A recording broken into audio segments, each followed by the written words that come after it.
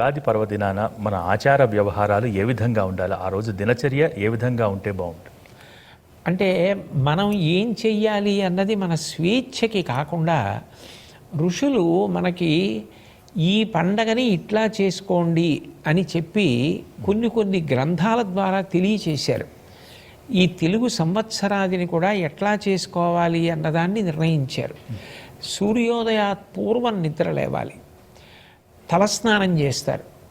అభ్యంగన స్నానం చేస్తే శౌచం కలుగుతుంది. ఒంటికి నూనె రాసుకొని తలస్నానం చేస్తే అలక్ష్మీ పరిహారం అవుతుంది, లక్ష్మికి స్వాగతం పలికినట్లు అవుతుంది.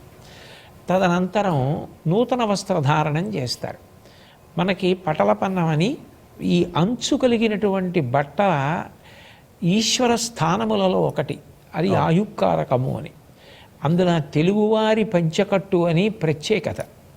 గోచి పోసి పంచకట్టుకోవడం అంటే అంత గొప్ప విషయం.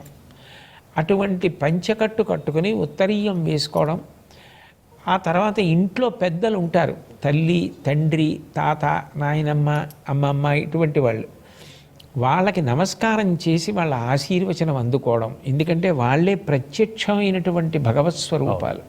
అమ్మ ఉంది, అమ్మ పరదేవతతో సమానము కాదు, పరదేవత అమ్మగా ఉన్నది అని అర్థం. మాతృదేవో భవ అంటే అమ్మ పరదేవతతో సమానమనో లేకపోతే అటువంటిది అనో కాదు, పరదేవత అమ్మగా ఉన్నది. అప్పుడు అమ్మ ఆశీర్వచనం తీసుకోవడమే పరదేవత యొక్క ఆశీర్వచనం తీసుకోవడం. నమ శంకరాయ చ మయస్కరాయ చ నమ శివాయ చ శివతరాయ చ అంటుంది. శంకరుడు ఇంట్లో తండ్రిగా ఉన్నాడు, ఆయన ఆశీర్వచనం తీసుకోవడం సాక్షాత్తు శివుడి ఆశీర్వచనం తీసుకోవడం. శివుడు స్నానం చేశాడా, శివుడు పలహారం చేశాడా మనకు అనవసరం. నాన్నగారు స్నానం చేశారా, నాన్నగారు పలహారం చేశారా కాదు, నాన్నగారికి నమస్కారం మనం చేశామా లేదా అన్న ధర్మం మన వైపు నుంచి ఉంటుంది. మనం నమస్కారం చేసి ఆశీర్వచనం తీసుకోవాలి. తదనంతరం ఇళ్ల మీద కొత్త పతాకాలు ఎగరేస్తారు. అవును, పతాకం అనేటటువంటిది ధర్మానికి గుర్తు. ధర్మాచరణము సనాతన ధర్మంలో ప్రాణప్రదమైన సిద్ధాంతం. అందుకని పతాకం మార్చి ఇంటి మీద కొత్త పతాకాన్ని ఎగరేస్తారు. విశేషించి ప్రపాదానము అని పరోపకారం కన్నా గొప్పది లోకంలో లేదు. ఇక్కడ మనం ఎంత సంపాదించామన్న దానికన్నా ఇతరులకు మనం ఎంత ఉపకారం చేశామన్నది ప్రధానం. ప్రాణములు నీటిని ఆశ్రయించి ఉంటాయి అని శాస్త్రం.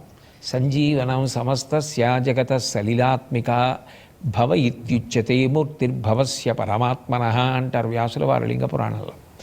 ప్రాణములు నీటిని ఆశ్రయించి ఉంటాయి. ఈ వేసవి కాలంలో వేడికి తొందరగా నీరంతా ఆవిరై వెళ్ళిపోతుంది చెమటగా. ఆ నీరు దొరకకపోతే శోషించిపోతారు. ఆ శోషించిపోకుండా ఉండడానికి చలివేంద్రములని పెట్టి మంచినీరు బాటసారులకు అందిస్తారు. అలాగే మూగజీవులు ఉంటాయి, అవైతే ఎవరిని అడగలేవు కూడా. వాటి కోసమని వసంత ఋతువు ప్రారంభమవుతోంది, చైత్రమాసం వచ్చింది అంటే ఇళ్ల ముందు తొట్లు పెట్టి రోజు నీళ్లు నింపి ఉంచుతారు.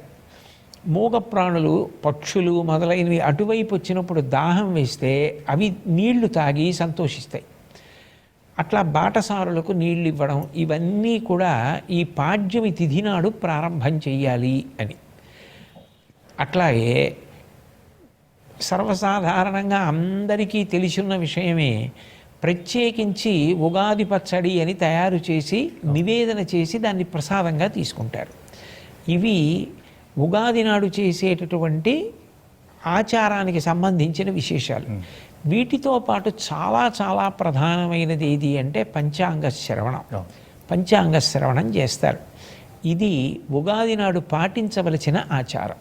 అంటే ప్రత్యేకించి ఉగాది పర్వదినాన ఫలానా దైవాన్ని మనం ఆరాధించాలి అని ఏమైనా చెప్పారా గురువుగారు గతంలో? అంటే ఇందులో మీరు గమనించవలసిన విషయం ఏమిటంటే ప్రతి వారికి కులదేవత అని ఉంటారు. ఇప్పుడు శైవులు అన్నారు అనుకోండి, వాళ్ళకి శివుడు ప్రధాన దేవత. శంకరాచార్యుల వారి సిద్ధాంతంలో పంచాయతనము అని ఉంటుంది పూజలు. పంచాయతనము అంటే ఉదాహరణకి చెప్తాను, నేను శైవుడిని అనుకోండి, శివుడు మధ్యలో ఉంటాడు, చుట్టూ సూర్యుడు, అంబిక, గణపతి, విష్ణువు ఉంటారు. ఆ శివుడే ఈ నలుగురిగా ఉన్నాడు అని ముందు వీళ్ళకి నమస్కారం చేసి పువ్వు పెట్టి శివుడికి ప్రధానంగా పూజ చేస్తారు. అంటే అభేదం. భేదభావాలు చూపించరు. ఈయనే దేవుడు ఈయన కాదనరు. శివుడు చేరబడడానికి వీళ్ళ ద్వారా వెళ్ళాలని వాళ్ళకి నమస్కారం చేసి పంచాయతంలో శివుణ్ణి ఆరాధిస్తారు. వైష్ణవుడు విష్ణువుని ప్రధానంగా పెట్టుకుని చుట్టూ ఈ మిగిలిన నలుగురు ఉంటారు. అట్లాగే సూర్యుణ్ణి ఆరాధన చేస్తే సౌరం అంటారు. సూర్యుణ్ణి మధ్యలో పెట్టి చుట్టూ శివుడు, పార్వతి, విష్ణువు, గణపతి ఉంటారు. గణాపత్యం అయితే గణపతి ఉంటారు. మీకు కులదేవతగా ఆరాధనలో ఎవరు ఉన్నారో వారినే ఆరాధన చేస్తారు. ఆ రోజు కూడా వారినే ఆరాధన చేస్తారు. వారితో పాటుగా ఇష్టదైవము అని ఒక మాట ఉంటుంది. ఒక్కొక్కరి యందు మనసు ప్రీతి పొందుతుంది. వారిని కూడా ఆరాధన చేస్తారు. నా కులదైవమే ఈ ఇష్టదైవంగా ఉన్నారు అని ఆరాధన చేస్తారు. తప్పించి ఇట్లా వీరినే పూజించాలి అన్న నియమం ఏం లేదు. పంచాయతనంలో మీరు ఎవరిని ప్రధానులుగా పూజ చేస్తున్నారో వారిని ఆ రోజు కూడా అట్లాగే పూజ చేసుకుని నైవేద్యాదులు